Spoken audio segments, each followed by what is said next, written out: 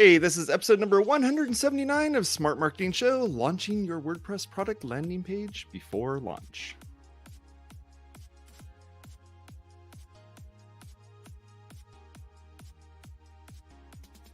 This is brought to you by ServerPress, Maker's Desktop Server. They make local WordPress development easy. Check them out over at serverpress.com. And Cloudways. Cloudways handles all your hosting complexities so you can focus on building amazing WordPress websites without any hassle. Check them out over at cloudways.com. And Bridget's new book, The Keys to Being Social. Go check it out over on Amazon. You can buy it as a physical book or you can read it digitally on Kindle. Support us over on Patreon. Go to patreon.com/WPwatercooler. And thank you very much for supporting us. We appreciate it. I'm Jason Tucker. I'm an IT director and web developer. You can find me at Jason Tucker on Twitter. And this is my friend Bridget Willard. She's a marketing consultant. She can be found at Bridget M Willard on Twitter. And one last thing, I want to ask you to subscribe to us as a podcast. Even if you're watching us on YouTube or Facebook, you should listen to us in your pocket and go check us out. We're available on all the places that you can go and listen to a podcast. I think it's great. I listen to plenty of podcasts, but sometimes it's fun to watch the video version of it as well. So I thought, give it a shot. Let us know how it goes. And when you do listen to it, the algorithm for those places, they want you to leave a review. So if you can just I love the show, Bridget's background's great. Jason does cool stuff with computers. Bridget talks about marketing and it's awesome. Whatever it is you want to write something in there, because those the services really love that. Bridget, today we're talking about landing pages, aren't we? Yep. Can you find a landing page? I don't want to spill into WPwatercooler lore here a little bit, but what's a landing page? What is that? Okay, so a landing page is basically a URL that you don't navigate from your main navigation, and its main purpose is promotion and also findability, which I prefer as a term instead of SEO, because everybody thinks it's magic. It's not magic, okay? And then the other thing is that it has one specific purpose with a specific call to action. So you make this page, it's talking about one thing, and you're asking the person to do one thing. Talk about one thing, do one thing. We also have 2 episodes that later I will link to in the show notes with Jen Miller about best practices with landing pages, parts 1 and 2.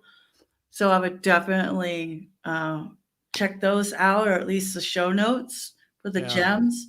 But a lot of times we think that if we have a product, well, it's going to be a product page and or a blog post, and it doesn't need a landing page.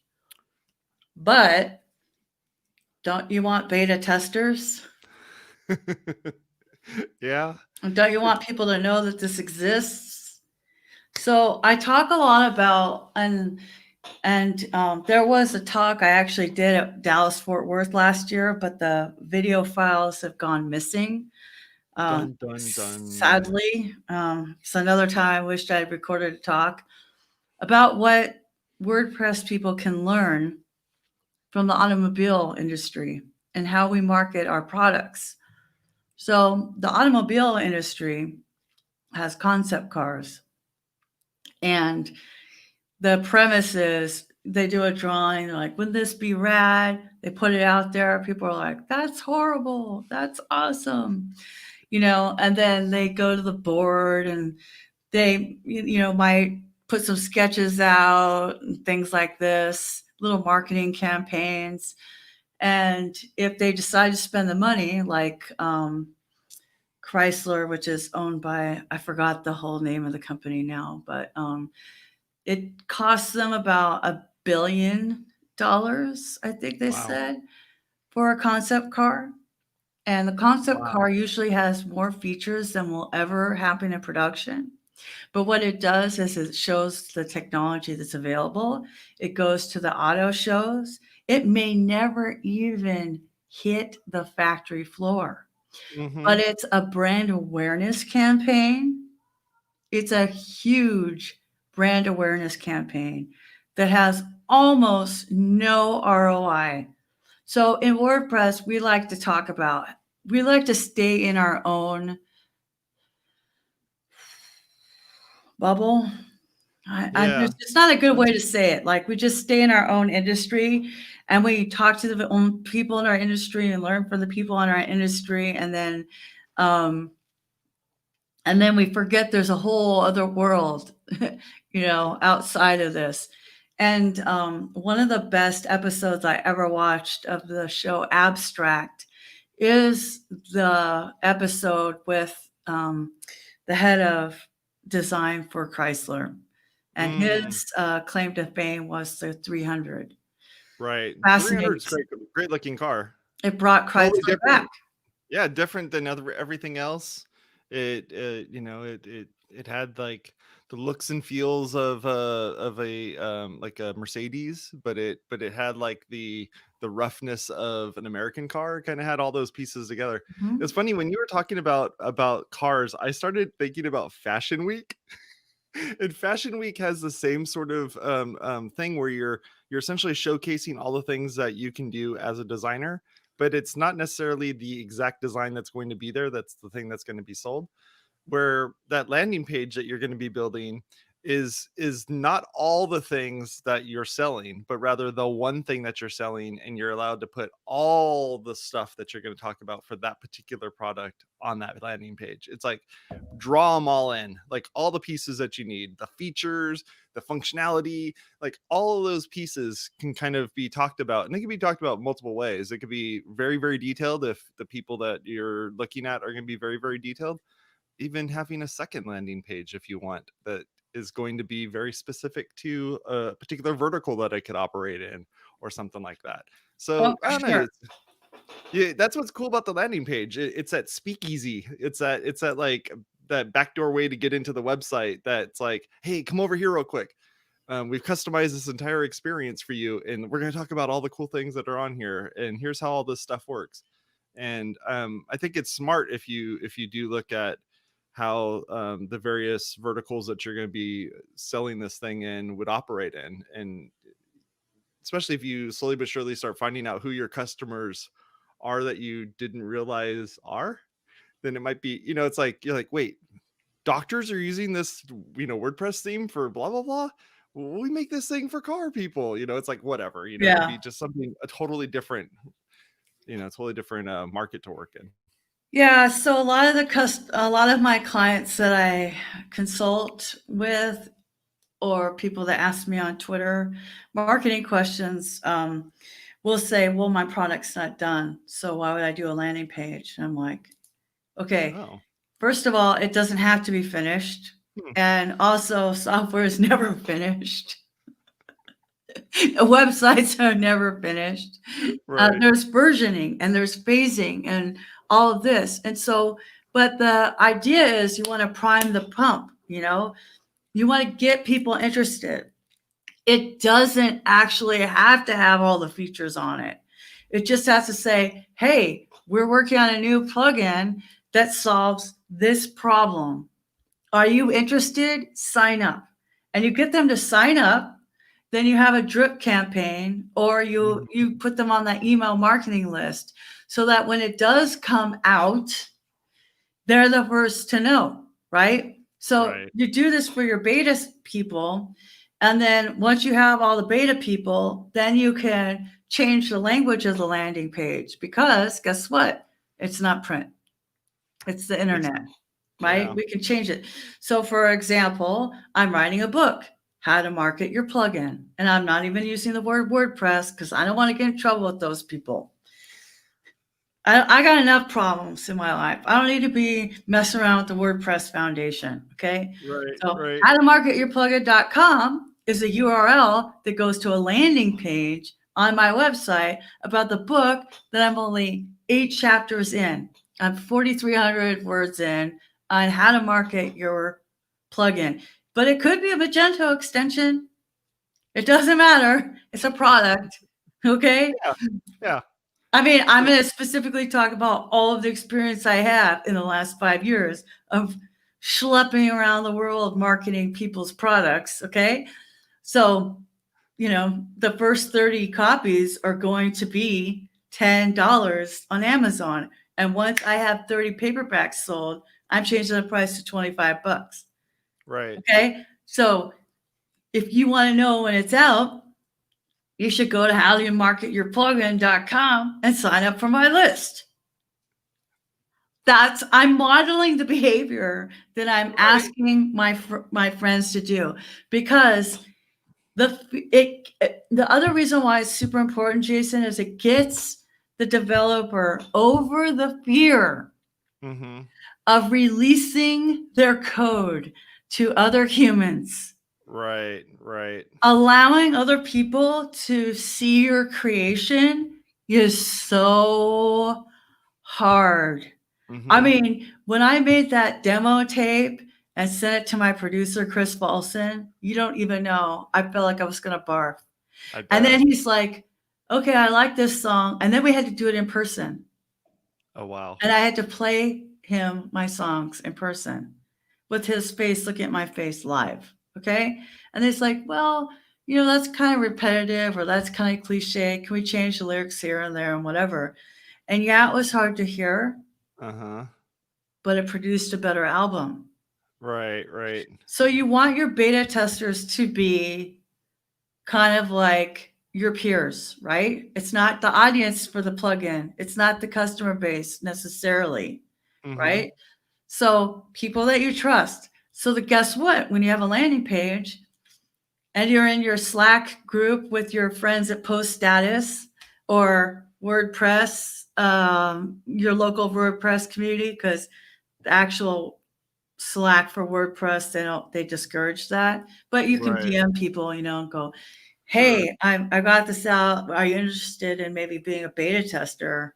Sign up, You can, that's the URL that you use to get people to sign up, your friends or your little, not little as in demeaning, but like your local meetups or your local meetups, your small, and I mean little by not belittling, but your small peer group, the developer meetup, right? Maybe not the whole world of your meetup, but maybe just the developer meetup, right? You like there's either a Slack group or a Facebook group or something. Maybe even some of your friends in Basecamp at your work, if you're allowed to do stuff like this. And then that gets you users and that gets you accountability. And accountability is so important for actually launching it. That's why I'm like, you got to launch your landing page before you launch your product, because if you don't tell the world this is coming, it's easy to go, nobody cares.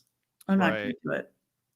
Right. Well, in that landing page, especially the type of one that you're talking about very early on, gives you the ability to collect email addresses for sending out those updates saying, hey, just want to let you know this product's going to be coming out soon. Hey, do you remember that product I was talking about? I used to I use a product called Coda, which is a code editing suite for the Mac. And Coda, the company that makes it, called Panic.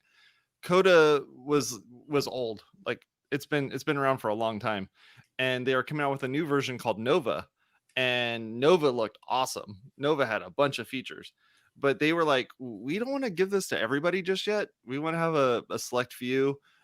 Here's our landing page, go here, fill out this form, and then we're going to pick like the first like 500 people or whatever, and send them an email saying, hey, come and join us or what have you. So it's smart to have that, because you can put those very specific type of things in there and almost like treat it like a separate part of your website. One of the things we talked about when I asked you about what is a landing page, typically those landing pages don't have navigation on the top of it that goes off to other places, depending. But if it's it shouldn't in a puristic I don't do that, but my navigation at the top is minimalistic anyway.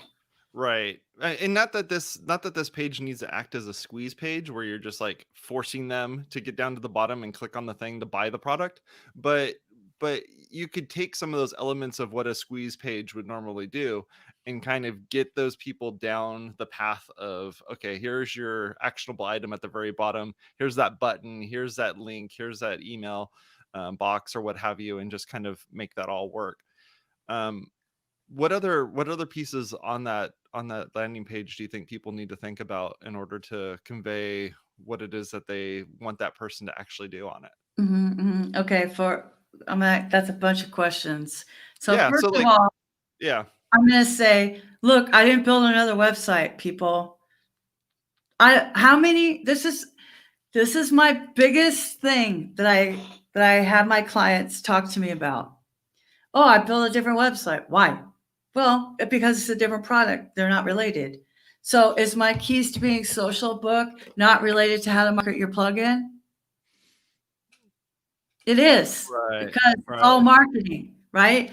And I always say Amazon.com, okay? Like that should end the argument. The Sears catalog, whatever. Right. Yeah, you want that one website to rule them all. Now, I did buy keystobeing.social.com, which goes to my landing page on Bridget Willard. I bought howtomarketyourplugin.com. howtomarketyourplugin.com. That goes to my landing page on bridgetwillard.com, right? Because that's just good use of funds. Right. But the actual page needs a 1200 by 628 featured image. Every page on your website, every post and every page should have a 1200 by 628 pixel featured image for Open Graph. Okay. People will share it. You will share it. You'll share it in WhatsApp. You'll share it on the internet. Hopefully you're tweeting about it at some point. Maybe when the beta is done, then you're like, this is going to come out, soon. Sign up to know when it launches. That should be something you tweet out a lot, which means you also need a 155 character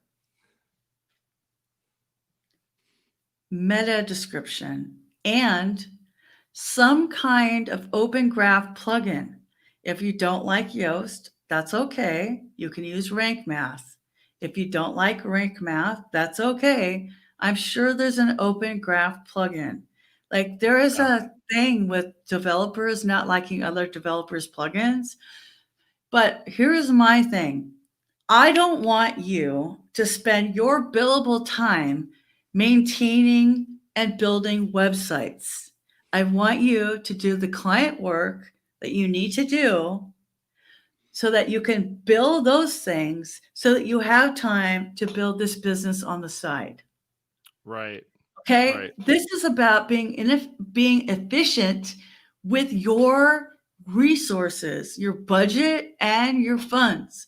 So it doesn't have to be perfect. Stop repainting the back wall, okay? It just needs to exist. You need a featured image, you need a meta description, you need a call to action, and a form. Some kind of form that integrates with MailChimp or whatever you're using, okay? If you need a person to do that, go to amyhall.biz. She did not pay for this. I tried to do it by myself. She ended up having to just fix what I couldn't do by myself. And also, you don't have time. You could do this yourself. That's fine. But what I don't want is for you to lose a bunch of hours dealing with DNS things like I did yesterday. So if I had hired Lauren Nason to be my IT guy, I'd go, hey, Lauren, just make this happen. Then I wouldn't have lost over the last 2 days 4 billable hours at $175 each. Yeah. Yeah. Because I moved Okay. So DNS, lesson learned. DNS is not DNS is not easy if you don't do it every single day. Yeah, but it's not just DNS, it's WordPress 5.6, which has Right. huge jQuery issues, which broke my Yeah. Caldera form. Oh, that's fun. I couldn't clone or make a new form. Yeah. Yeah. And then Pressable, they just roll it out because guess what? It's owned by okay, and it is Right. what it is. That's what they're gonna do. So guess Yeah. what? I'm like, hey, tool tip of the week, Matt Coppola. You were talking to me about switching to site district. Let's do this. Okay, Right. but between the form and switching my and moving my website, I really should have just hired somebody to do that for me. Okay. You got And plenty of friends that are capable of doing it. I know Lauren Nason was like, I don't know anybody that does IT stuff. He literally makes these challenge coins. And he made this one for me. It says text. Well, he didn't make it for me, but he asked me which one I wanted. And I asked him for 47 because it's a prime number in my age. Right. But it says, I get paid to watch progress bars on the front. And the back says, tech support professional, I'm smarter than you, which is snarky and funny, right? Right. But you know what I mean? Like the thing is, I do know people, but I was like, I'll just do this myself. I don't want to bother anybody. Stupid. Okay. Don't. Okay. And that's what we do. We tinker. I'm just like you guys. I mess around with stuff. And then I end up losing time on what pays me more money. Right. Okay. So get that light, just launch it. It should take less than 20 minutes. If you're spending more than 20 minutes, and also here's another thing, and this is real advice. Like, I wish I was exaggerating this stuff, Jason, because I've been talking about this for like, I don't know, 5 years at least. Here's the thing. Just because you build a landing page doesn't mean you have to redesign your whole site. Please resist the temptation. You don't have time for that. That's not what you're doing. I know maybe you don't like your website. Nobody does. It's just like nobody likes their hair. Nobody likes how they look in clothes. It's too personal, right? Just build the landing page, tell your friends in, post status Slack, and then get the signups, and then keep doing your client work so that can fund this product launch. And if you just listen to that first 20 minutes, you will thank me later because people pay me to tell them this. Right. And there it is. Oh, Verious. Landing pages can definitely bring in new audiences. Oh, 100%. Because people will be like, oh, yeah, I didn't know that existed. Oh, yeah, this is super cool. We're all talking to each other all the time.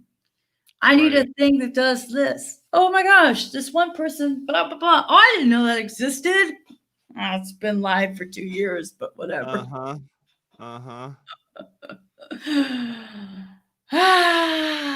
Yeah. The concept of a landing page is a scary one for people that they want the entire story to be the same. And it doesn't necessarily, it's like you don't like that landing page doesn't even have, like I said, doesn't even have to have the navigation on the top of it.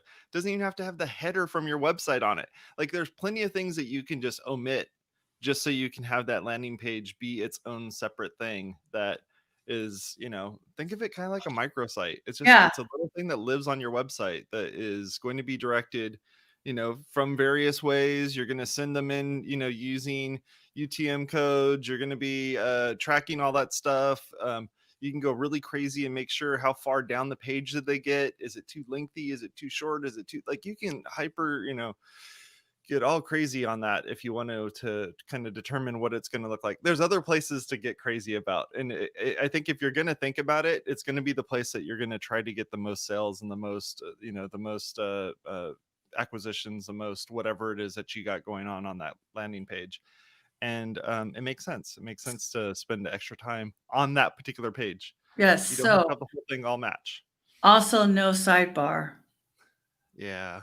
Okay. But I got off on a tangent because I just felt like passionately to say that. Okay. You need the featured image, you need the meta description, you need a basic, like, ooh, this is coming out, right? You Right. can include a video, but the video doesn't need to be a tutorial. Mm. I have a lot of clients I talk to, and they're like, well, it's not finished yet, so how can I do a video? Because it's not a tutorial and it's not a demo. It's like, hey, wouldn't it be great if you can do this and such or whatever?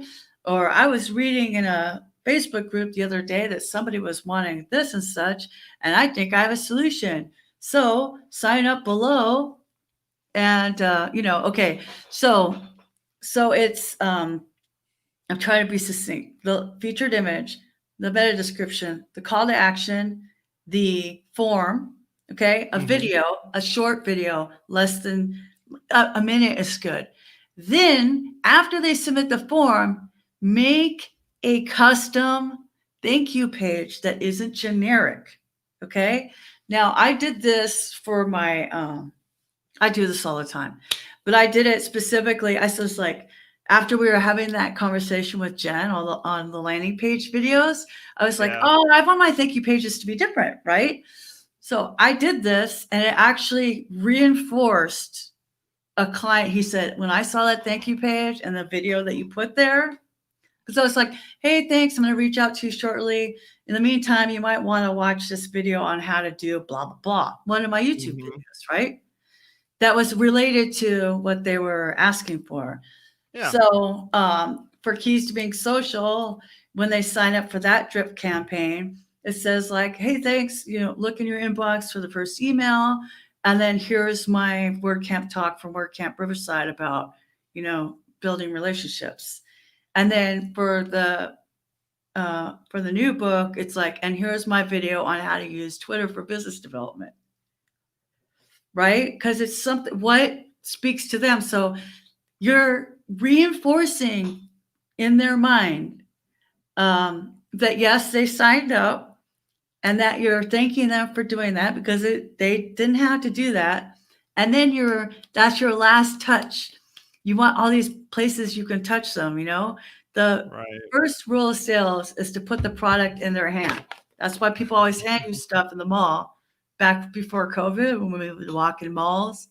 And they'd be like, try my soap. I'm like, I don't want your soap, And so, that thank you page is another way to reinforce it. Like, okay, thank you so much. In the meantime, you might be interested in this blog post I wrote about object-oriented programming. Yeah, Verious is saying he is with good landing pages, you can track product conversions in Google AdWords. This will help with estimating effectiveness of AdWord campaigns and spend. Yep. I mean, if you want to go advertising, that's the way to do it too. Yeah. You can even go crazy and A/B test. You can make 2 different landing pages. We used to do that at the advertising company I worked for. I wasn't specifically involved in advertising campaigns, but absolutely 100%. Yeah. That's why I have a landing page for training franchisees. I have a landing page for training, your lunch and learn, but it's for if they find it. Yeah. And what's smart about what you do, and I've noticed this over the years of not only being your friend, but also having you on, being part of the show, is the fact that those landing pages are ones that you can rattle off the top of your head because you use like common language as a slug for that page. Like it's just like you can just rattle one of those off and it makes perfect sense. And so it makes it easy for you when you go to like send off an email to someone who's inquiring about something, or they hit you up on your Facebook Messenger, or they hit you up in whatever, and you can just be like, here's the page to how to go to it. You've already kind of customized all of it, so even like all of that open graph data that's going to be displayed when they go and see it before they click on it. Because remember, that open graph data isn't just for sharing this stuff on social. It's also for sharing stuff if you send them a text message via, on iMessage on your phone, on a Mac, or on on Android or what have you. Like that Open Graph data gets pulled in and displays the image, it displays some text, it displays the title. So if you spend that time making sure you have all those things together, it's just one reinforcement piece after another that's going to get them not only to get to that page, but now to fully execute, what you're expecting them to do on that page. Oh, 100%. Verious is chatty this morning. No, but see, Verious is great at this stuff, He is. And but so the other thing is, it doesn't have to have the product name necessarily, or the branding colors of the product name necessarily, because you're not done. So it doesn't matter. So guess what? When the product is done, then you update the copy on the landing page, because it should still be alive for other reasons, for updates and that stuff. It's not your product page. And it's not your product page. You're going to have a different product page when you make one in EDD. So yeah. That's not what the purpose is, to get interest and to get people to sign up for your mailing list, so that when it is available, you have people that are already interested that you can email and say, hey, this thing is out there. Thank you so much. It costs $700. Please buy it. And when I say that, I also mean free plugins on WordPress.org. You're asking them to buy it. They're buying it for $0, but you're asking them to do something, which is download. So even if you have a completely free plugin that is only on the plugin repository or plugin directory, they now call it, you should still have a landing page on your website, because it's your product. And then if something goes down and there's a trouble, for some reason it gets taken off or whatever, you still have it on your own website. That's why we like WordPress, because we control our content. Right. So it's not a bad idea to have them either download it from you or download it from the website. True. Let's see here. Looks like we have a question. Oh, it's not a question. That's all right. So we did have, oh yeah, here we go. Verious has one here. Let me turn off the piece here. Let's see here. So what is Verious asking? There's a good book called Product Launch Formula by Jeff Walker that will walk you through a great sales process integrating landing pages. Nice. That's cool. Okay. I've not heard of that yet. I'm curious, Verious, where did you find that information about that? Like, where'd you find that book? Because I'm always interested in finding books like that. And right. So what other landing page stuff do we got here? Well, I mean, like I said, you can A/B test it. So if you're not sure what the language could be, and then so like I use Beaver Builder. So Rhonda made my book landing page for this book. So then I went and copied the template in Beaver Builder. Like you open it, you go copy template, and I did it for my dysfunctional love songs. So then when I finally mentally committed to writing this next book, which was hard, it's hard to launch something into the world. Then I went in and then, copied the template. It makes it easy because you already decided how you want it to be. So for example, if I wanted to, pitch this to Magento people, because I used to work with a Magento extension developer, I could copy the template of the same book and massage the language. Right. And it would be in the same drip campaign and everything. but it might be what they find, because I just got to sign up yesterday because I get emails when people sign up for the list. And I had no idea who it was. Normally it's like my friends, and they put in some funny name to let them know that, let me know that they're trying it out or whatever, you know. But I was like, somebody I didn't even recognize. I'm like, well, maybe they're finding it from searching how to market your plugin. I don't know. Because I just did this few days ago, you know, and it's hard. I know that my tonality sometimes feels like, I know we only have a limited amount of time. So I'm trying to be like, do this, do this, do this, do this.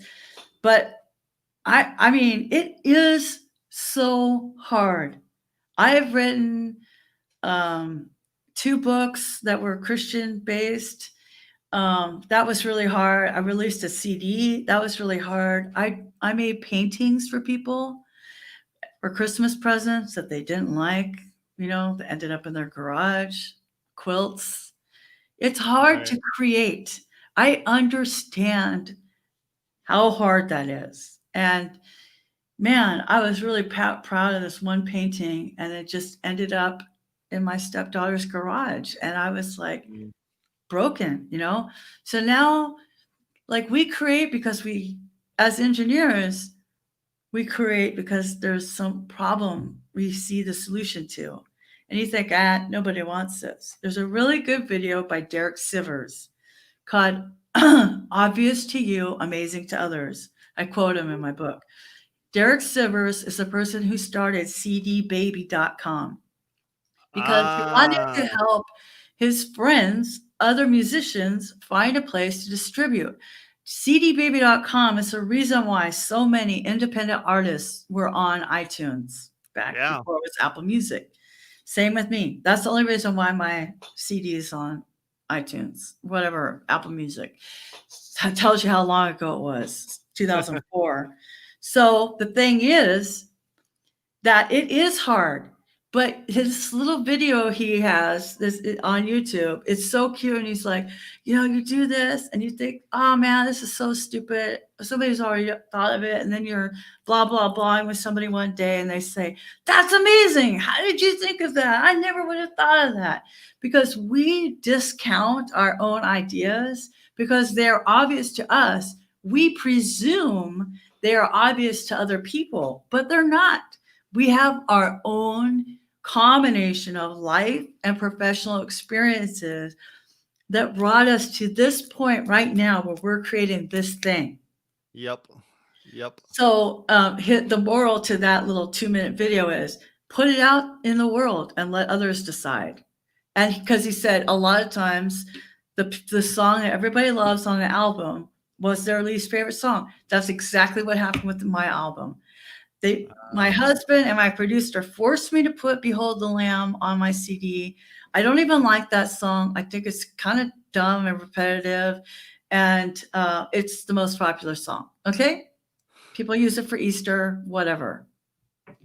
Okay? That's the thing. It's not for us to decide the value of our creation. It's our job to create. And you let the world decide. And they'll decide by doing downloads. But you also have to tell them, which is why I was glad for CD Baby back then. But now I know landing pages and social media and blah, blah, blah, blah, blah. Right. Oh my goodness. Yeah, the you're right. CD Baby did bring in a ton of content onto that platform, and probably other platforms as well. But I'd imagine that Amazon Music. Oh yeah. Spotify. That's the only reason why I'm there. Yeah. Because iTunes was willing to deal with one person. So CD Baby was the Amazon.com for independent musicians. Derek Sivers ended up selling it and then, you know, running off to wherever, Malaysia. I don't know where he went, Thailand, something, Southeast Asia, but that's fine. What he did was amazing because he gave us a platform in the same way Matt Mullenweg and those guys gave us WordPress. Mm-hmm. Right? At some point, 14-year-old Matt or 18-year-old Matt or however old he was when he did this had to say, okay, people can look at this thing. And I feel that if I was sitting next to him or talking to him at Starbucks, he would probably still say the same thing, that it's hard.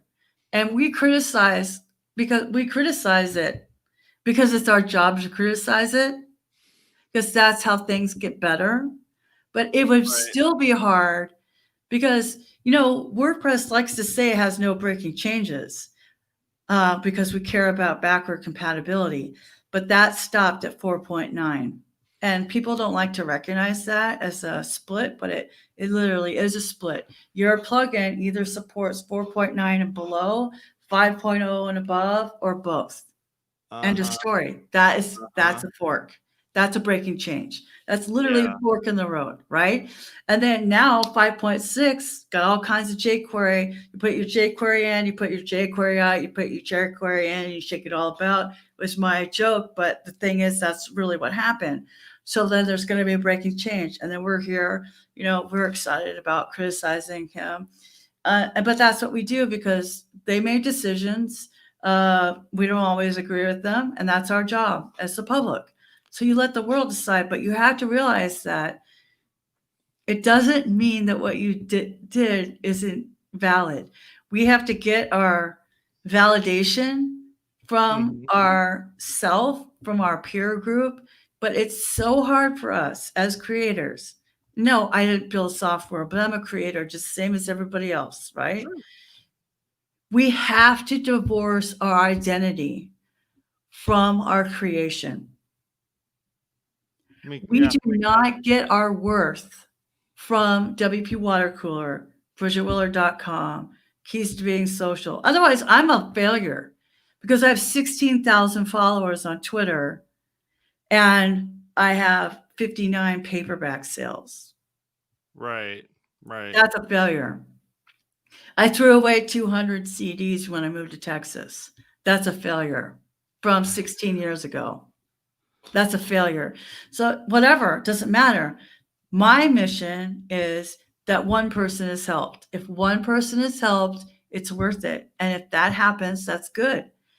But we cannot look at our creations as being failures because as creators, now this is my TED Talk, right? But as creators, everything that we build, everything that we create brings us to a better place to create something better. And we can't not create. I mean, I'm not a Bible bashing Christian anymore. A lot of my friends probably don't even consider me a Christian, but there's this verse in Jeremiah where he was a preacher and nobody was responding to his messages. He had basically zero audience. Nobody was coming to his TED Talk. And he was like, you know what? That's it. I'm done. I'm not going to talk about this anymore. Nobody wants to hear it. Nobody's responding to it. I'm done. And then it gets to a point where it says it was burning inside of me. I couldn't not. Right. Silence. Okay. And we are builders. And I love that little word picture because inside of us is something that wants to build and wants to create and wants to give. And we might be like, F this, I'm not doing it anymore. Nobody gives a crap about this book. Why would they buy the next one? It doesn't matter. Okay? It doesn't matter. We have to keep doing what we're doing because it's good for us. This is who we are.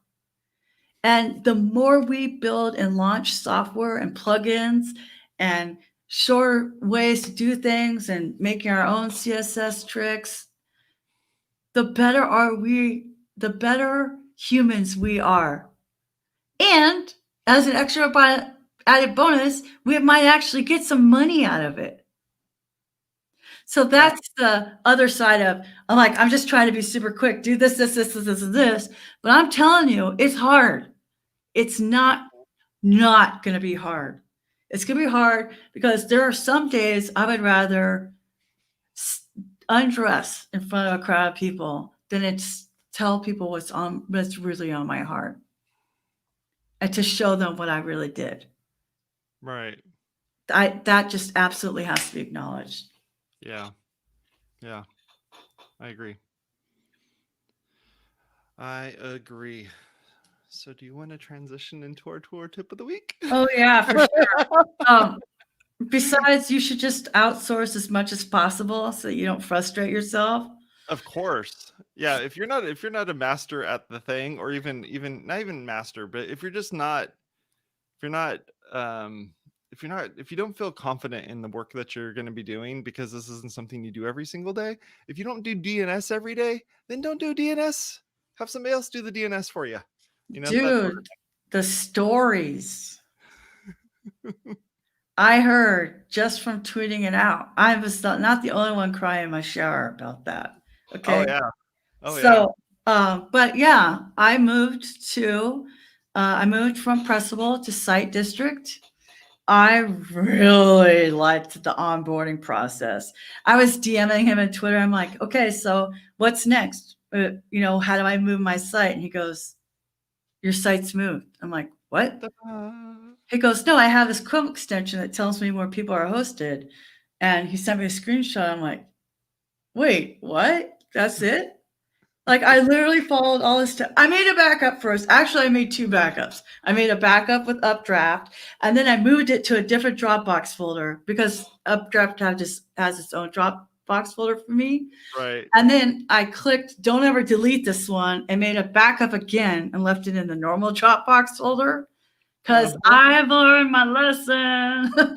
So, and then I was like, then I just followed, I followed all the prompts. Yeah. That Site District has that Matt Coppola built.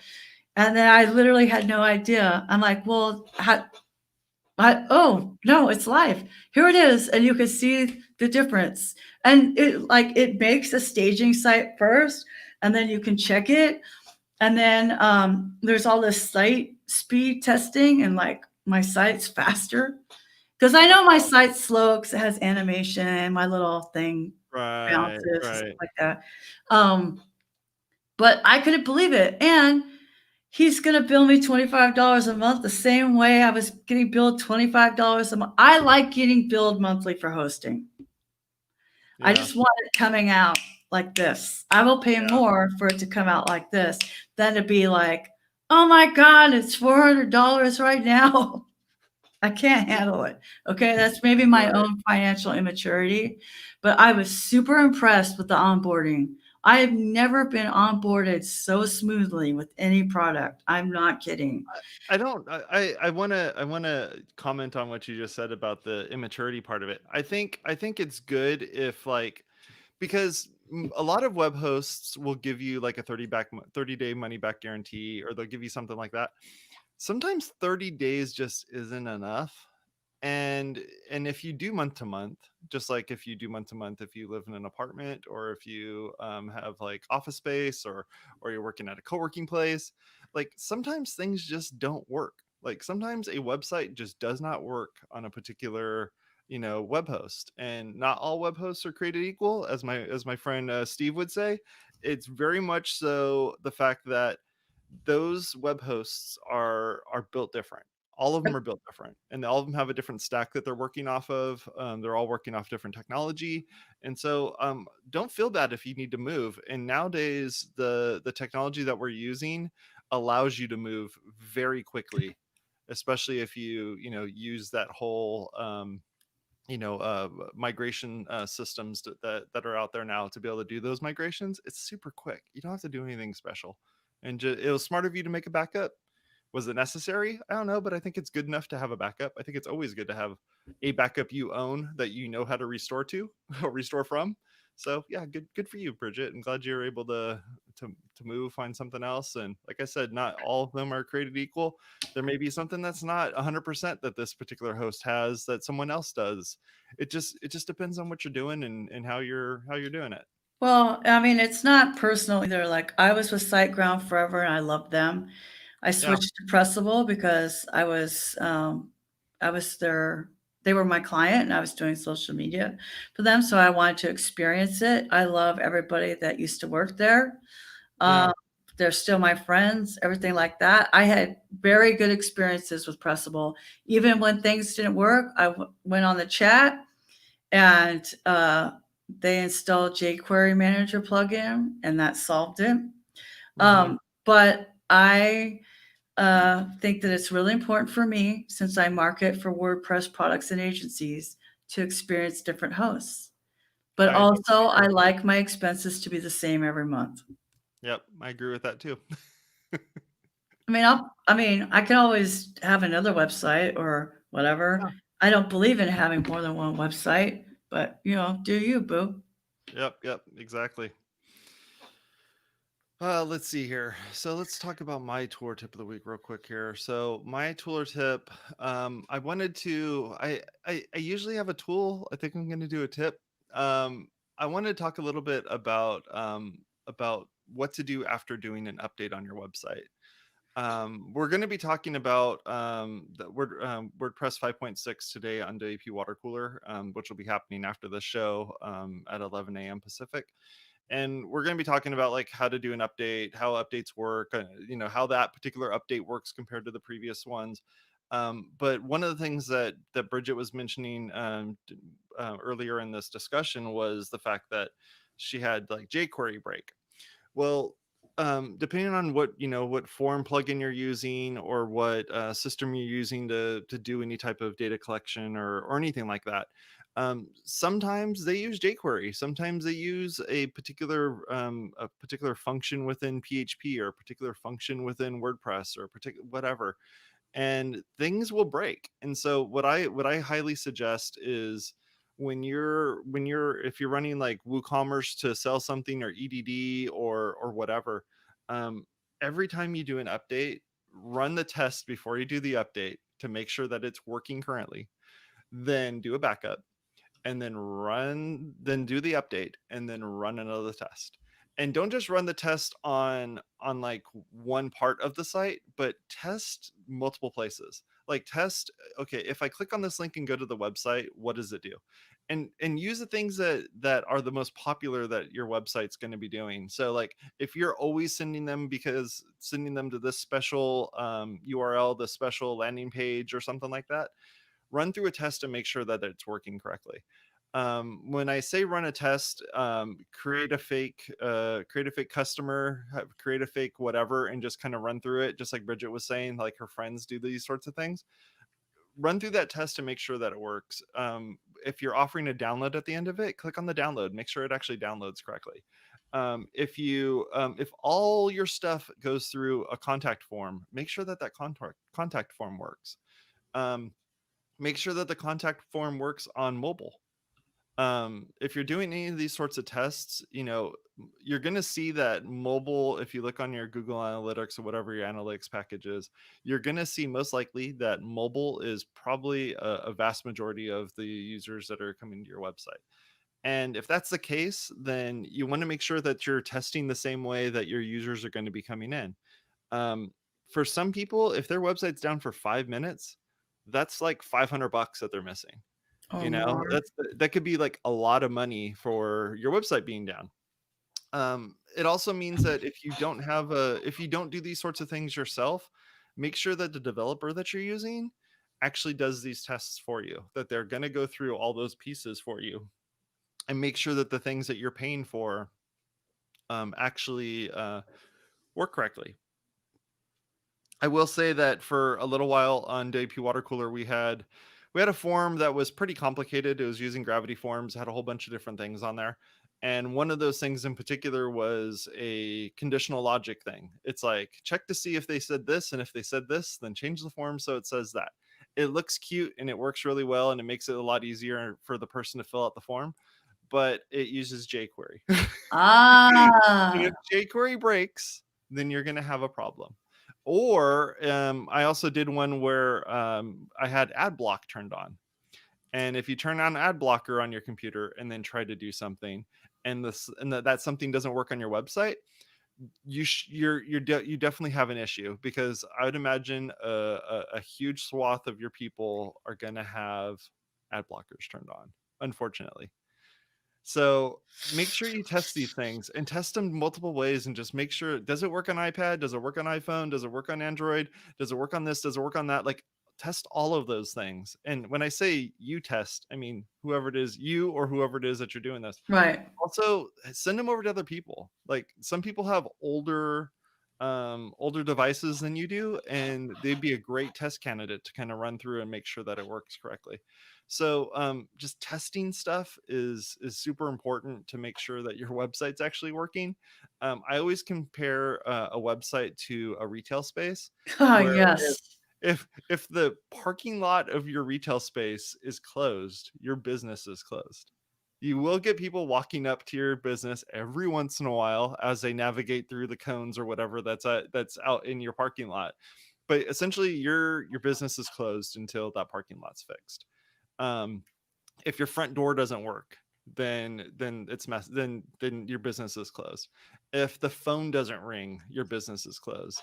If the delivery guy can't show up to deliver the packages of the things that you're selling, your business is closed. So like take these metaphors that I'm using in the retail space and turn them into the things that could potentially be happening on your website, and use those as a way of testing it. So for instance, if you have a PDF that's ready to download on your website, and you're using like a CDN to hold these things, or you have them on Dropbox, like, and your Dropbox account got, you canceled Dropbox, and so Dropbox isn't working anymore. Like, those are things that you should be testing just to make sure that it works. And the people that not everyone's gonna be like Bridget and I and hit you up on social and say, hey, I tried to do this thing on your website and it doesn't work anymore. Not a whole lot of people are going to do that. People No, are they're just just gonna going to bounce. so who's your competitor? And then they're going to go Google your competitor real quick and then go and download their free PDF that will lead to a sale at some point. So all that to say, just make sure you test your stuff. And when you're doing any of these updates, like the last update that happened for 5.6 was in July, if I remember correctly. 5.4, I'm sorry, 5.5, if I remember correctly, was in July. That's been a while, from July to December. So there's been like little incremental updates throughout, with security patches and things like that. But when you have a huge update like this, especially if you're someone who's using one of the date, like 2020, 2019, any of those types of themes, if you're using those and you tend to like switch themes every year or something like that, or every time they came up with a new one, make sure you test this stuff. Like, your website's going to change, things are going to be different. In 5.6, for instance, when you go into the editor, your entire web page, the whole screen turns into an editor. You lose the menu on the top, you lose the menu on the side, like everything changes on it. And you don't want to be in some type of predicament where you go to write a new blog post and you can't even figure out how to use the interface anymore, because there was a decision that was made that you weren't involved in, that everyone's website now has, and you have to kind of navigate that and figure it out. And you're on a deadline and you got to get this stuff updated. So figure it out, test it, make sure it works, and know what happens when you do these updates. Because like Bridget said, sometimes your web host just goes like, hey, guess what? You have an update. Well, not just that, but now auto updates are a thing. Yeah. In WordPress core. And Rhonda's saying, ask potential customers to test your stuff. Ask them for feedback on your pages, Yeah. I mean, that's why I didn't have a chance. I didn't have a chance to test. Yep. Okay. That decision was taken away from me. This is why my friend Sarah likes Pantheon, because Pantheon forces you to incrementally update one plugin at a time on staging, and then allow it to go to production. Right. Like I said, every one of these hosts is different. They all have a different approach to it. I host my stuff through WP Engine. WP Engine says, hey, we ran a test, your website broke, we're not doing an update. Go fix your website and then do the update. It's like, oh, that's okay. awesome. I guess I got to go do that then. Okay. Yeah. Like I said, just like Bridget said, they all do it different. Yeah, they all do it different. So, man, what a great episode. But that reminds me, like, Of another topic I would love to have a guest on for is, how do you market to people when they give you junk email addresses? Oh, that's a good one. Because that's a problem for marketers, because y'all have all those accounts.